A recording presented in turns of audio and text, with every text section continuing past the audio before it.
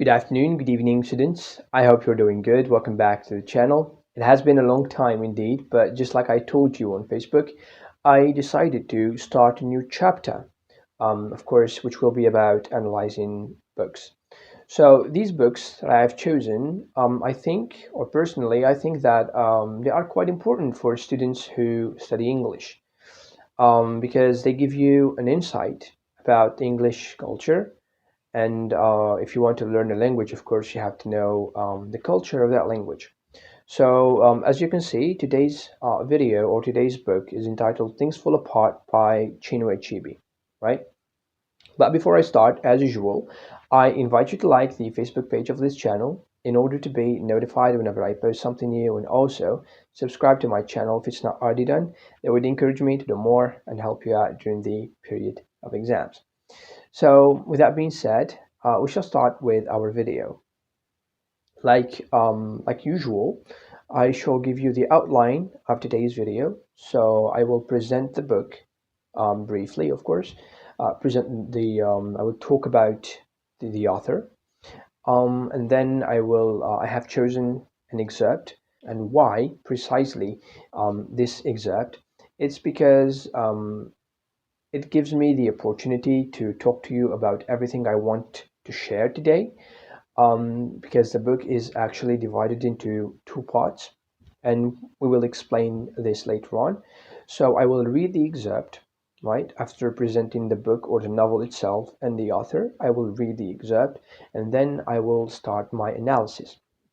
When I say analysis, I will try not to spoil, of course, for those who want to read the book, but I will give some general information about the story, right, in general. And of course, I will proceed to bring up the major issue, which is actually discussed in the novel, right? We will try to analyze that, and then I will try to support my arguments, of course, with actual facts, right? Anyways, so we shall start with Things Fall Apart. Obviously, the title of the book is Things Fall Apart, which was written by Chinua Achebe, and Chinua Achebe is a Nigerian author. He wrote the book, or he wrote the novel, in 1959 in Nigeria, and it was published during the same year. So this book actually belongs to one of the most important or one of the most prominent literary works of African literature and also post-colonial literature, right? The thing is, Chinua Achebe was not only a novelist, he was also a poet, a professor, and a critic. This is why many critics say that this novel itself is a critic about the concept of colonization, about the concept of imperialism, and of course, which I will discuss later on when I talk about the problem or the issue that is being discussed in the novel, right? So now I will read the excerpt, and then we will start analyzing. So when nearly 2 years later, Abirika paid another visit to his friend in exile, the circumstances were less happy. The missionaries had come to Umofia, they had built their church there, won a handful of converts, and were already sending evangelists to the surrounding towns and villages. That was a source of great sorrow to the leaders of the clan, but many of them believed that the strange faith and the white man's God would not last. None of his converts was a man whose word was heeded in the assembly of the people. None of them was a man of title. They were mostly the kind of people that were called Aflafu, worthless, empty men. The imagery of an Aflafu in the language of the clan was a man who sold his machete and wore the sheath to battle. Chilo, the priestess of Agabella, called the converts the excrement of the clan, and the new faith was a mad dog that had come to eat it up. All right, so this is the excerpt, right? So let us start. Let us start with setting the story. So the story is set in the late 19th century. We can say that 1890s, right? During the 1890s, in two main fictional, I insist on the word fictional villages that we call Umofia and Mbanta, right? And of course, other villages were mentioned, but the characters did not actually interact in those villages. So I just decided to talk about these two. But of course, you may also mention other villages. Anyways, so the thing is, we have these two main fictional villages, which represent one culture that we call the Igbo culture, the culture of the author named Chinua Achebe, right? So the author decided to start with a glimpse about the culture that has existed in Nigeria, or in those two fictional villages, Umofia and Mbanta, which also represent the culture of Igbo, right? The culture of the author, Chinua Achebe. So this is how the book is divided. It is divided into two parts. The first one is the informative part, which was used mainly to inform the readers about the culture that has existed in that country, in those villages, long before the arrival of the white missionaries. The second part is devoted to the actual arrival of the white missionaries, which also symbolizes colonialism, right? So here's the thing. Then this book, or the purpose of the book, is quite special because in order to understand this, we need to contextualize the novel itself. So the book was written in 1959, and at that time, Nigeria was still colonized by Great Britain. And the Nigerian people knew that they were about to have their independence because it was the period of the decolonization of the world. You know, after the Second World War, with the United States of America and everything, a lot of countries started to have their own independence. It was the case of Nigeria. They knew that their independence is quite soon, and Chinua Achebe, as a Nigerian citizen, knew about that as well. So he decided to write this novel or this book for navigational purposes. What do you mean by that? So you will understand, so when you are reading the book, you will understand that everything that is related to the Nigerian culture, for example, customs, traditions, all these aspects belong to the Nigerian culture. For instance, also we have songs, we have how they used to, how they used to treat their problems concerning society. So everything that is related to the Nigerian culture was being absorbed and also replaced by new traditions and customs. But these traditions, these new ones, came with the white missionary. So these white missionaries, or we call them in the book the white men, they actually come in the name of God, for instance, to spread Christianity, to tell these people, these clansmen, and clansmen means the members of the village, right? So these white men came to these villages in order to spread Christianity. So they told these people that they are worshiping a false god. They have to stop it and to worship the only God, according to the white men, of course, Jesus Christ. Okay? So here's the thing. When you are reading this story, you will feel like a lot of things are being absorbed and replaced. And Chinua Achebe wanted to show his readers this important fact. So he used his novel, especially for the first part, to discuss or to describe the culture before it disappears, and after the independence, when the Nigerians will read the book, they will use it or they will rely on the book in order to find the most important aspects of their culture to rebuild their country. This is what we mean by navigational purposes. Okay? Then we move to the book or the novel itself. Life in Umofia was quite normal, was quite simple. They had commerce, they had a primitive system of order, and they were pagans. When I say they were pagans, it means they believed in many gods, right? The thing is, they were organized into tribes, and each tribe was influenced by a person that we call an oracle. An oracle is a person who is apparently chosen by God in order, of course, when I say God, it means one of their gods because they were pagans, in order to transmit the message of the god to the people of the villages, right? In case the clansmen or the members of the village disobeyed the orders of the oracle, things will go very bad for them. Okay. In the book, of course, we will discover that their economy depended on agriculture. They were farmers. Most of them were farmers, and the sign of a great masculinity is the image of a hardworking man, right? So here's the thing.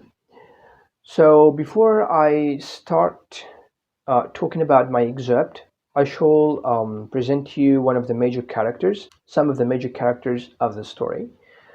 So we start with the protagonist, who is Okonkwo. He is a fearless warrior. He was also a hard-working man. He is a self-made man, and he resented his father, right? Why did he resent his father? Because his father is quite the opposite of Okonkwo.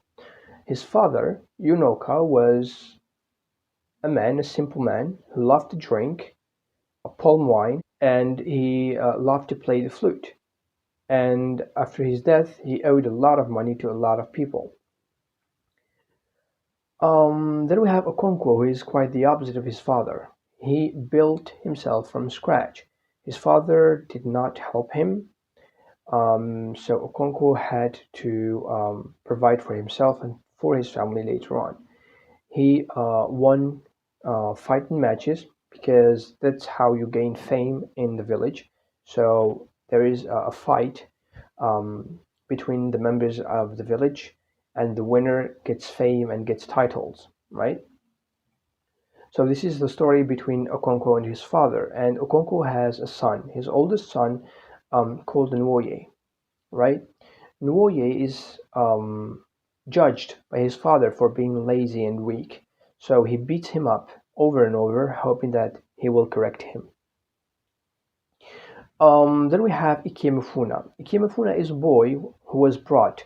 Um, he was brought from a neighboring village because apparently there was a crime which another village committed in Umofia, and they were about to go to war.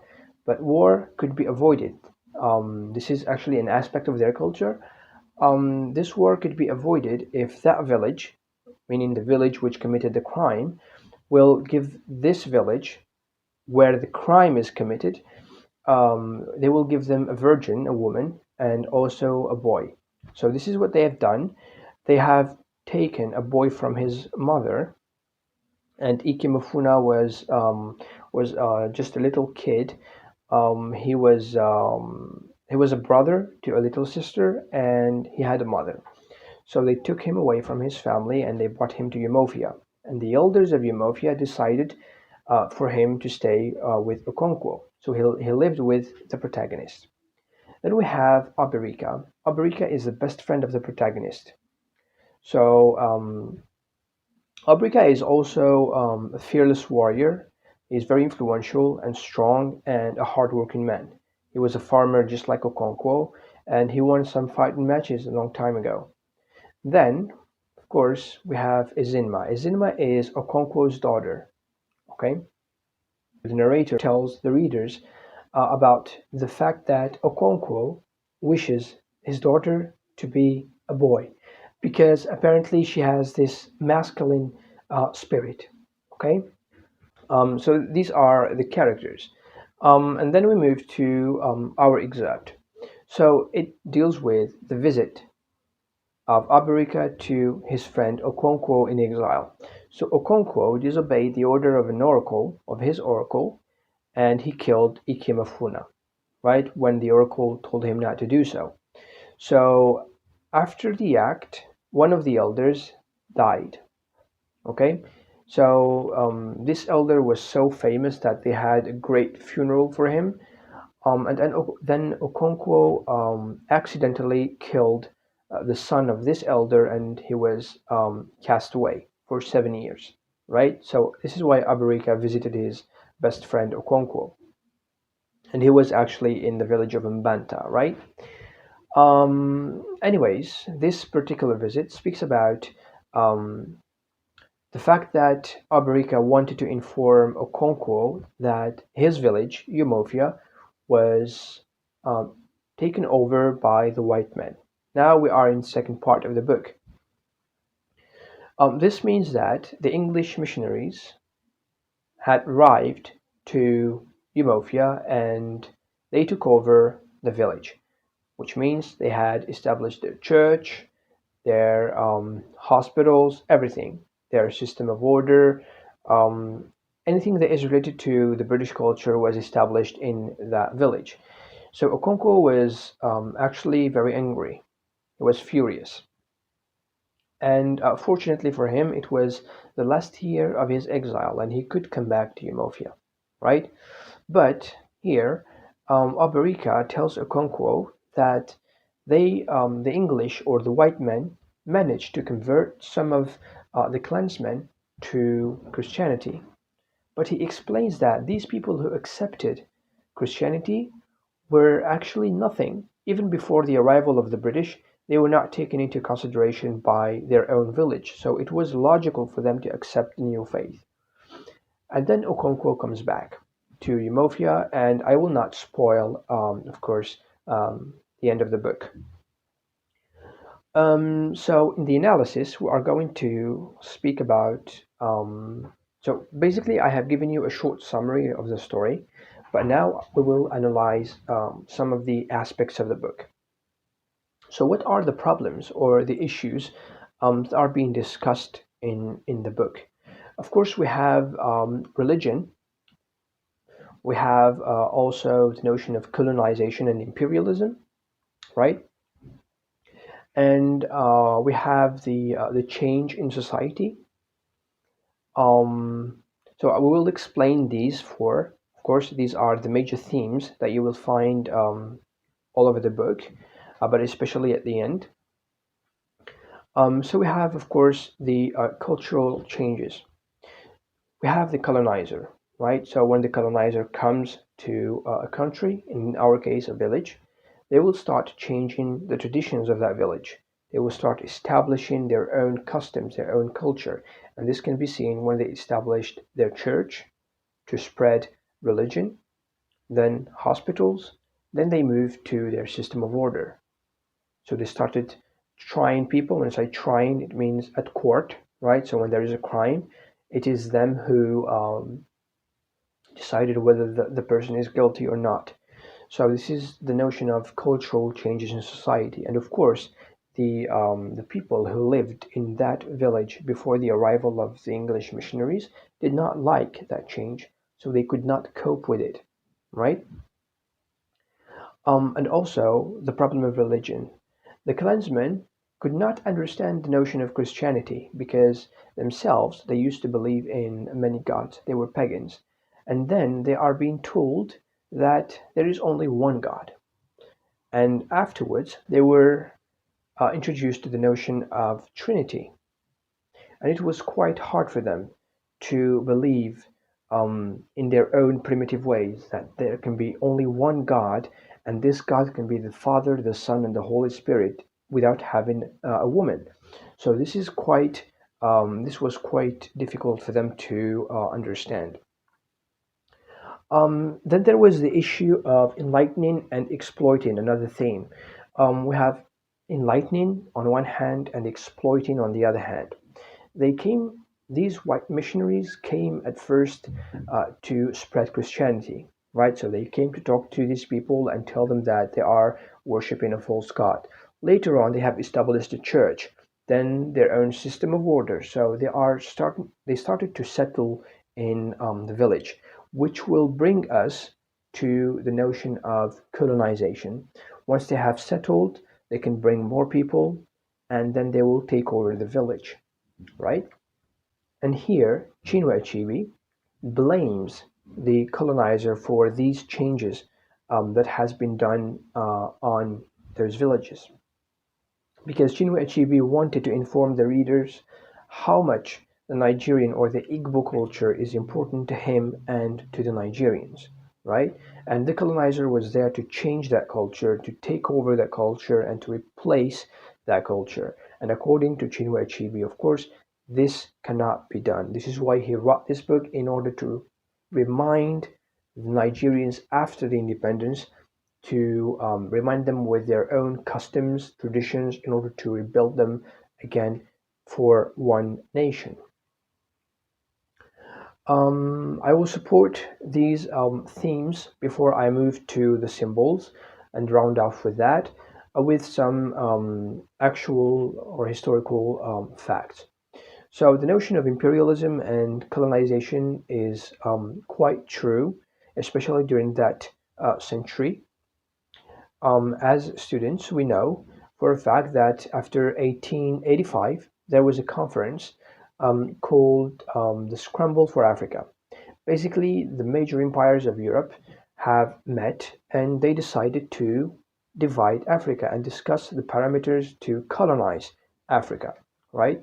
So, for instance, France took North Africa, and England took some of the southern parts of Africa until they colonized the whole African country, basically. So Belgium was there, France was there, Great Britain was there. So these are some of the major empires of that time. So this is the notion of imperialism and colonization. Why did they do so? Because at that time there was the Industrial Revolution in Europe, and there were factories, and these factories needed raw materials in order to operate. But the Europeans, these empires, found an alternative. They would colonize and take those raw materials for free to sustain a good industrialization. So this is the reason why the Europeans came to Africa, in order to colonize these African countries. And when I say colonize, it means to exploit the natural resources and also the human resources. Okay, they took slaves and they sold them to the United States of America, and so on and so forth.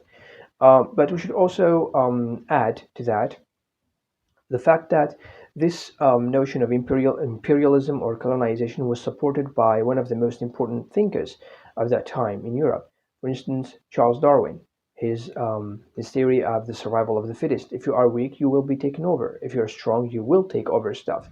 So this was quite important, or a point that is worth mentioning, right? Then we have some symbols. We have actually locusts and fire. Okay, when I say locusts, it's those insects uh, which fly and they take over anything that is green. The crops, they eat everything, right? So they are shown in the beginning of the book as harbingers, which means they are a sign of something else which is coming, which actually happened. So this is also the use of foreshadowing. And the locusts are also used to symbolize the colonizer. So the locusts, basically, the idea is the locusts come and they eat anything that is green, crops, agriculture, and everything. But the locusts are also used to describe the white men. They came and they absorbed, which means they ate the culture of those villages. Then we have the symbol of fire. Fire is related to Okonkwo. He believes that he is fire itself. He is very dynamic, hardworking man, and fearless warrior, right? On the other hand, he judged his son for being impotent ash, because the father is fire. When the fire is gone, we have ash. So this is quite remarkable comparison between the father and the son. So this is how he judged his son. And of course, the use of foreshadowing can be seen in the title. We have things fall apart, which means at the end of the story, something is about to collapse, right? Then we have the actual arrival of the British. They were foreshadowed with the locusts, just like I explained, and also Nwoye's conversion, because the son of Okonkwo converted to Christianity, and this was quite foreshadowed by the scene, or the fact that when the white man showed in Mbanta, he started preaching. So Nwoye was attracted to those words, that poetry, And since he was weak, according to his father, it was foreshadowed that he will accept Christianity eventually. And this is what happened. And then to round off, I wanted to talk about another book which has similar effects or which followed the same pattern as Things Fall Apart by Chinua Achebe. The book is entitled Heart of Darkness by Joseph Conrad. So it followed the same pattern because there was the arrival of the Europeans to Congo. They wanted to preach under the concept of enlightening. Then they got affected by greed. Then they were corrupted. And then they enslaved people. Then they exploited them. When I say them, it means they exploited both human and natural resources. So I advise you to read this book as well. And that would be it for today's video. If you have any question, feel free to ask them in the comments below or message me if you want. I will answer you as soon as I see your message. Otherwise, I tell you, see you in the next video. Peace.